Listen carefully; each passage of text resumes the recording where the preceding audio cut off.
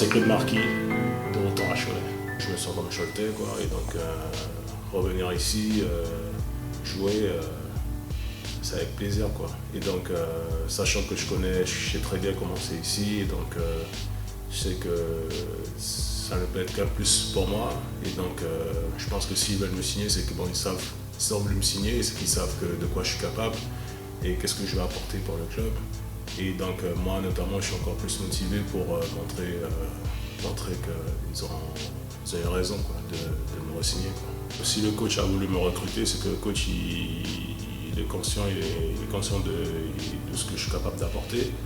Et je pense que bon, ils ont tous vu ce que j'étais capable d'apporter, ils ont vu ce que j'ai apporté avant aussi. Et je pense que c'est au moins ça qu'il faudrait que j'apporte, quoi. Ce que j'ai apporté là-bas, mais avec plus un essai de plus régulier, quoi. Donc, collectivement, on va dire, bon, maintenant je fais partie un peu des anciens. Et donc ce serait de recadrer les jeunes un peu, de les aider, bon, par mon expérience, les aider, quoi. Voilà. Je pense qu'on va avancer crescendo. C'est d'abord essayer de gagner le maximum de matchs dans la première phase et donc se qualifier pour la semaine des As. Et ensuite, dans la deuxième phase, continuer à gagner le maximum de matchs pour se qualifier pour les playoffs. Et je parle aussi des matchs Coupe de France, tout ça, essayer de faire déjà, je pense, au moins de se qualifier pour les playoffs et puis bon, de ne pas négliger aussi les matchs de la Coupe de France. Voilà. Et ensuite, une fois qu'on est au playoff, on venir bien. Après l'Euroleague, j'ai eu besoin on va dire, les choses ne se passaient pas bien pour moi. Et donc j'ai eu besoin d'un bol d'air frais. Donc mon agent m'a proposé il m'a proposé un job en Iran. Et ça correspondait plus ou moins à ce dépaysement que je cherchais.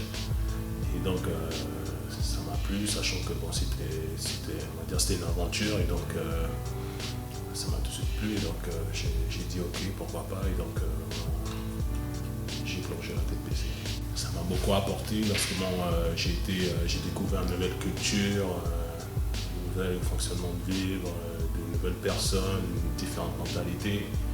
Donc ça m'a enrichi dans ma vie. Et donc ça m'a apporté aussi de manière à ce qu'il y a des personnes et ils se plaignent pas, ils vivent bien, ils n'ont pas de confort comme on a en France. Et c'est pas pour autant qu'ils se plaignent et ils vivent super bien, ils sont heureux. Maintenant que c'est simple, hein, parce que bon, j'étais là-bas et donc je voulais, on va dire, progresser ma langue locale, qui est le persan. Et donc j'ai voulu apprendre la langue, mais pour entrer, sachant que pour le club pour qui je jouais, c'était un club, on va dire, le club se situait dans la ville la plus religieuse d'Iran. Et qui dit religieuse, limite extrémiste. Hein. Et donc, qui dit que tu n'es pas musulman, mais tu n'es pas, on va dire, tu n'es pas propre. Et donc, fallait être nettoyé. Et donc, pour pouvoir mettre les pieds dans leur institut, où je pouvais bénéficier des cours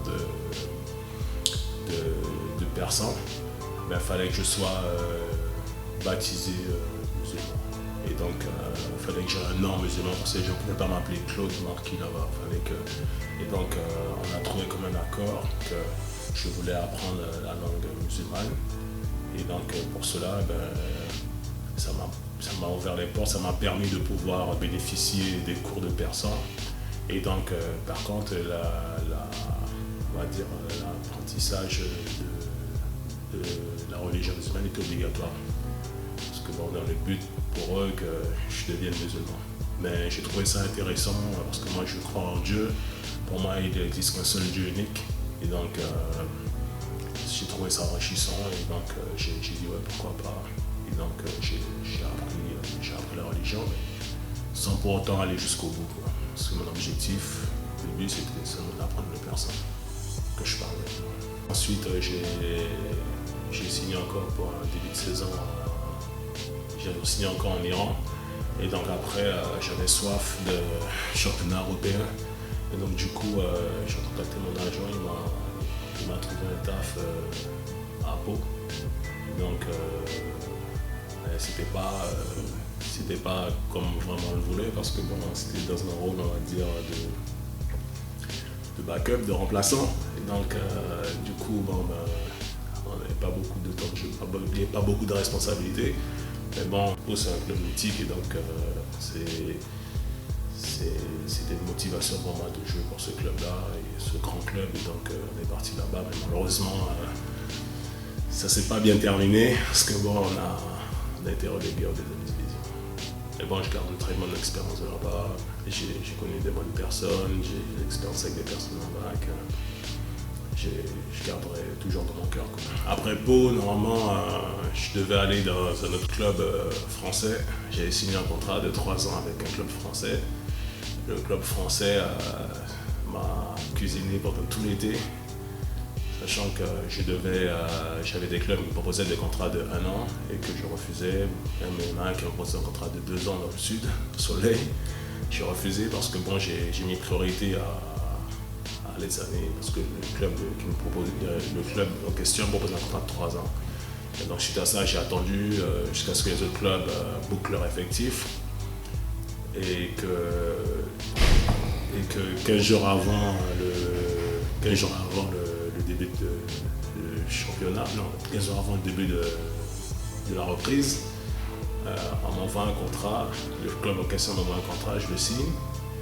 Et 5 jours avant le début de la reprise, le club en question me dit que le président n'a pas validé le contrat, pourtant j'avais signé le contrat. Donc du coup, je me trouve sans club. Et là, je commence à cogiter, je suis sous alarme, je commence à chercher à droite, à gauche des clubs, voir où est-ce que je pourrais aller. Et tout le monde plus ou moins avait déjà bouclé leur effectif. Et donc, je recontacte le club en question, je lui dis, mais je trouve rien. Et il me dit, ouais, mais essaie de trouver quelque chose parce que le président, il ne veut pas valider le contrat, quoi.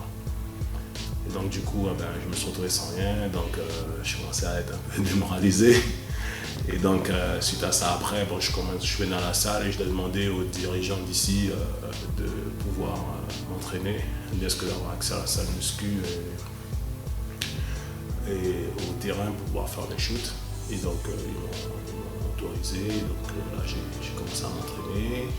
Et ensuite, Robert Duport s'est blessé. Donc après, bon, on m'a demandé si je voulais m'entraîner avec l'effectif, j'aurais dit oui, avec plaisir. Et donc du coup, je commençais à m'entraîner avec eux. Du coup, ça m'a plus ou moins occupé l'esprit. Et donc, j'étais dans un groupe, je m'entraînais. Et donc, je l'ai fait pendant un petit moment de la préparation. Et donc, pour ma part, ça s'est bien passé avec le... Bon, c'était pas prévu, mais ça s'est bien passé. Après, il y a eu un blessé du côté de Nancy. Et donc,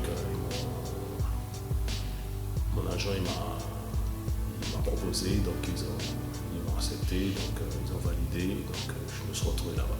J'avais, on va dire, la possibilité de m'exprimer, de vraiment m'exprimer, quoi, parce que je savais que j'avais bien travaillé, j'avais une bonne préparation avec le club, que ce soit au niveau foncier avec le club, et que le seul truc que j'ai pas fait, c'était, je jouais pas. Et sans ça, je faisais tout, je faisais les entraînements, et puis je faisais même de l'extra, je faisais des choses que les joueurs ne faisaient pas avec Germain. Et donc forcément, je savais, même des fois, je sentais que j'étais en forme. Mais le seul truc que j'avais, c'est que j'avais besoin de jouer. Et donc j'avais cette envie-là de jouer, donc je voulais voir vraiment voir si le travail allait terminer par payer. Et j'ai vu que d'entrée de jeu, le travail il payait d'entrée. Et les gens, même moi, j'étais surpris sans m'en être surpris. Je me suis dit, il y a beaucoup de personnes qui ont commencé à me poser des questions par rapport à ma performance. J'aurais dit non, je ne suis pas vraiment surpris parce que je sais que j'ai travaillé. Je travaillais, c'est pas comme si je suis resté pendant 3 mois sans rien faire, tout et tac, j'arrive, bang, je fais je sais que j'ai travaillé, voilà, jamais satisfait. Je pense que j'aurais pu faire mieux parce que bon, à un moment, bon, je me suis blessé. Et du coup, ils ont recruté un autre joueur, Brandon Brown, et ça m'a pénalisé. Ça. C'est ça qui a fait chuter mes mes stats. Voilà. Parce que bon, du coup, je parle individuellement. Du coup, on a été obligé de partager le temps de jeu et puis bon, ça a un peu foutu le bordel dans l'équipe. Parce que bon, c'est de nouveau tu rajoutes quelqu'un, tu rajoutes une tête d'un groupe et forcément le temps d'adaptation. Parce qu'on a eu quand même une saison assez mouvementée. Bon, donc je parle de mon arrivée. Bon, je pense que j'ai fait du bien au groupe de Nancy. Et ensuite, on avait un groupe, on va dire, un peu où on jouait avec 6-7 joueurs. Parce qu'on avait John et Jamal qui étaient blessés. On avait beaucoup de responsabilités. Ensuite, on a eu le retour de Jamal. Du coup, et Torel, il est passé en tant que pigiste de Sean. Et moi, je suis passé en tant que joker. Du coup, c'est comme une bouteille. Hein. Et donc, vous rajoutez du monde qui doit boire dans la bouteille. Forcément, à un moment, il n'y a plus assez d'eau pour tout le monde. Et donc, les responsabilités, ils ont diminué pour tout le monde. Et donc, bon, on arrivait quand même à survivre. Tandis qu'ensuite, ils ont rajouté encore un autre gars. Et là, ben, les shoots, ils diminuent, quoi. Les responsabilités diminuent encore plus. Et donc, forcément, après, bon, ben, on a fait ce qu'il fallait faire. L'objectif numéro 1, c'était que le club reste en proie. Et le club il reste en proie. Et une fois qu'on a gagné le dernier match, on a eu un soulagement, une sensation de soulagement. On était l'épée, on avait une épée de Damoclès sur la tête et on a fait c'est bon, on est bien, on a réussi, quoi. Parce que bon, c'est bien que on entendait dire par la presse que Nancy il aurait pu avoir la wildcard, des trucs comme ça, mais bon, c'est rester en proie parce qu'il y a nos wildcards, tu vois, on a tous une fierté, quoi. On sait que nous, on n'a pas eu besoin de la wildcard pour que le club reste en première division. On l'a fait vraiment avec notre sueur, même si c'était pas facile, mais on a notre fierté et voilà, quoi. Et on est fiers de ça, quoi. Bon, ben, je tiens à vous dire que, bon, ben, vous connaissez et je vous connais aussi. Et donc, j'espère que vous allez venir nous soutenir, pour nous pousser et puis nous aider au moment où on aura besoin de vous, quitte à gueuler sur les arbitres, tout et tout, au moment vraiment chaud, comme vous savez très bien le faire, pour nous aider d'aller de l'avant.